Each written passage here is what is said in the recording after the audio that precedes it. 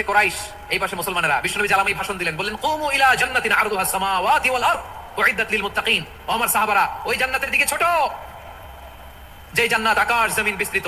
তোমরা দেখতে পাচ্ছ এটা বদরের ময়দান না, এটা আল্লাহর জান্নাত। আওয়াজ করে পড়েন আল্লাহু আকবার। বিশ্বনবী বললেন ছোট ওই জান্নাতের দিকে, যে জান্নাতের বিস্তৃতি আকাশ জমিন বিস্তৃত। বিশ্বনবীর এই কথা শোনার পরে এক আনসারী সাহাবী সাইয়েদনা উমাইর ইবনুল হুমাম রাদিয়াল্লাহু তাআলা আনহু খেজুর খাচ্ছিলেন। তিনি বিশ্বনবীর দিকে তাকিয়ে কথা শুনছেন আর খেজুর খাচ্ছেন। যখন বিশ্বনবী বললেন জান্নাতের দিকে ছোট, যে জান্নাত আকাশ জমিন বিস্তৃত, বিশ্বনবীর কথা শোনা মাত্র সাইয়েদনা উমাইর ইবনুল হুমাম বললেন বাহ বাহ। কি বললেন?